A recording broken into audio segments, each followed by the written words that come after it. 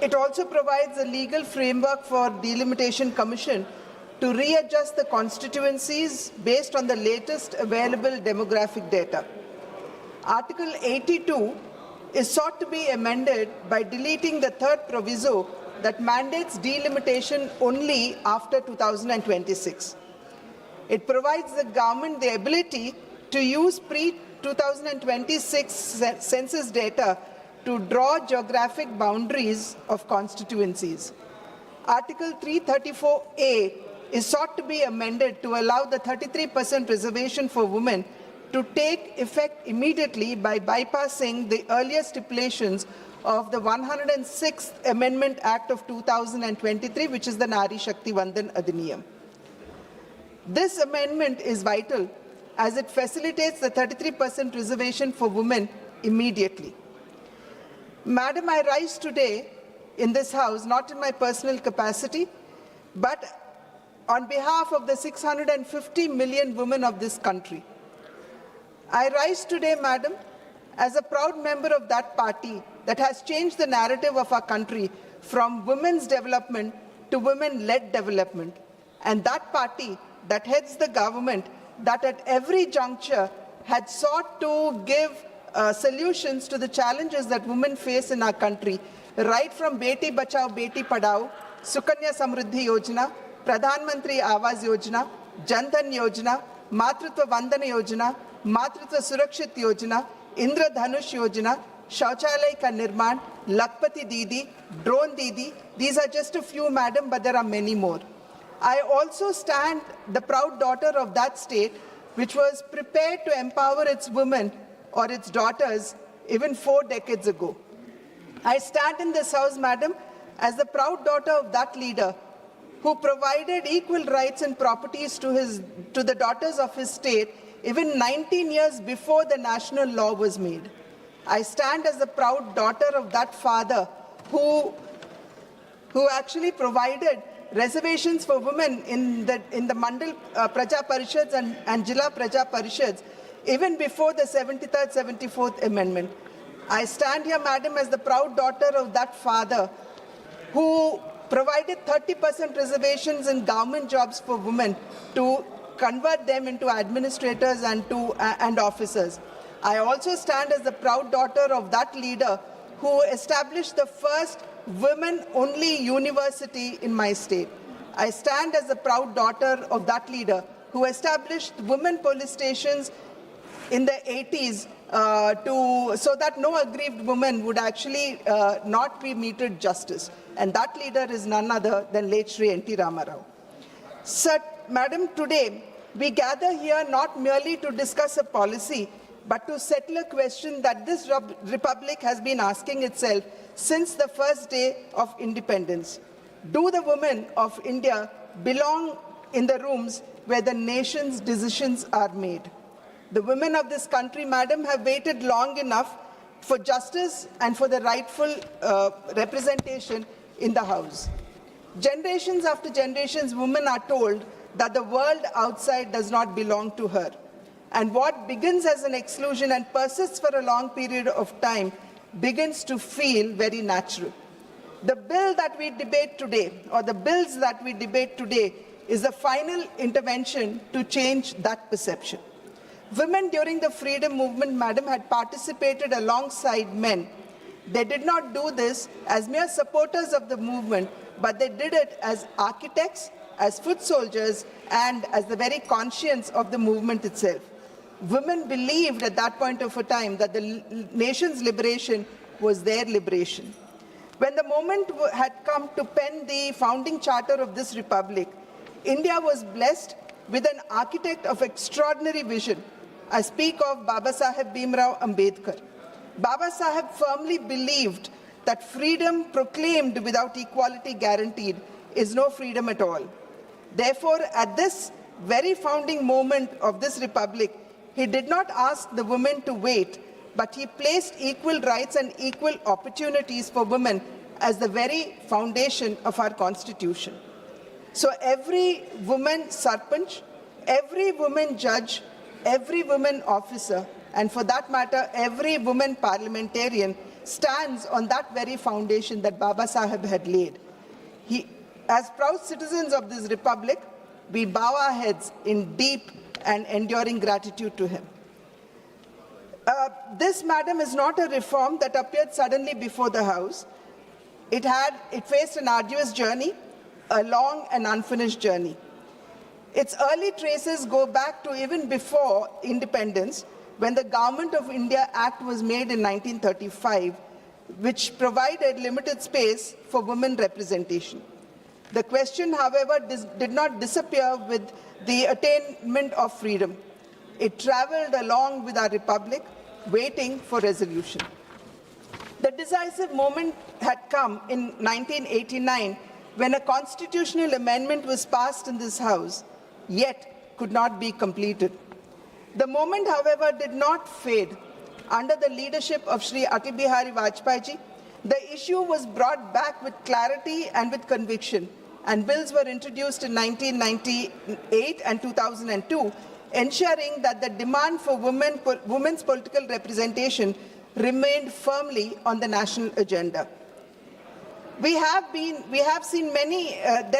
many instances where women's reservation bill was brought forward but was shot down. The historical reality is that in 1998, the RJD MP Surendra Prakash Yadavji, he physically tore the bill right on the floor of this Parliament House. The leaders of the then stalwart leaders of the Samajwadi Party too, they very categorically had said that they did not support the bill. And it is rather astonishing that today we have Akhilesh ji say that they support the bill. In the meantime, madam, India had made a bold institutional shift through the 73rd and 74th Amendment, opening the doors of grassroots democracy for its women in rural and backward areas. The country witnessed something spectacular. It only said that when given an opportunity, women did not merely participate, they led, they governed, and they transformed. Yet at the level of the Parliament and the state legislatures, the journey remained incomplete. Efforts continued across years, across governments and across debates, even culminating in the passage of the bill in Rajya Sabha in 2010. But the final step remained out of reach. In this context, the position being taken by the opposition today should be examined carefully. The only thing in my perception that is left for the opposition to oppose is that it is being delivered by a government they did not form. This is not a constitutional argument, but it is a political stance, and the women of India can see the difference. If women's reservation has already been settled, as Srimati Sonia Gandhi ji had mentioned in her editorial, and if the party demanded the implementation in 2023 itself without conditions, then what exactly is the Congress opposing today? They need to explain. And that is why this moment matters, because today, through the Constitution's 106th Amendment Act 2023, this House is not merely passing a law, but it is completing a journey the nation began decades ago. It is rather disappointing, madam, to see the attitude of the opposition parties. What is being characterized today as undue haste is in fact the same very urgency that the opposition itself demanded not long ago. It is therefore difficult to reconcile how the same urgency is now being interpreted as a matter of concern. 2023, their words were, implement it now, no need for census and delimitation. 2026, their very words are, how dare you implement it without census and delimitation. When Congress demanded it, it was urgency. But when Pradhan Mantri Narendra Modi ji delivers it, it becomes haste. Sonia ji herself issued statements in favor of the bill multiple times, but were empty statements and not backed by any action. I was listening intently to the deputy leader of the opposition, who raised the question as to when the women reservation bill was passed in 2023, Why was it not implemented until now? The opposition had 27 years to implement it themselves. The Women Reservation Bill had first come in 1996. The UPA had been in power for a whole decade from 2004 to 2014, and the Rajya Sabha had passed it in 2010. 4 consecutive years, 2010, 2011, 2012 and 2013, the bill, after being passed in Rajya Sabha, was never introduced in the Lok Sabha. Therefore, the issue in the House today is not one of delay, but it is one of conviction. A legislature, madam, without a women representation, making decisions without hearing half the evidence is not governance, but it is an educated guess. And women of this nation deserve better than an education guess. Madam, the issues that have been, or the concerns that have been raised here about the southern states losing the number of seats, justice to the South Indian states is sought to be met by proposing a pro rata increase based on the 2011 census, and by ensuring that the Lok Sabha constituencies would increase by 50%, as has been outlined by the Honorable Home Minister himself. This would ensure that the southern states would not lose the absolute number of seats. And by adopting the 2011 census as the baseline, there would be less disruption to the existing political balance rather than depend on the higher population growth figures of the North. Madam, I say it with complete conviction that the Delimitation Bill 2026 provides answers, and Section 5 guarantees that representatives from various states would be nominated by their speaker to sit at the table when every boundary of the constituencies are being drawn. Section 9 guarantees public hearings in every state before the single order is finalized. Therefore, no state is voiceless and no voice is left unheard. Yatra naryantu pujyante ramante tatra devataha. Where women are honored, divinity dwells. This is the very sentiment that was reflected in the words of Baba Sahib Ambedkar, in the words of Swami Vivekananda, when he said that the progress of a nation is measured not by its GDP, ma'am, just 2 minutes, not by its GDP or power, but by how it treats its women. History is being written today in this chamber, and history will record every name, those who are willing to open the doors for the fairer sex and those who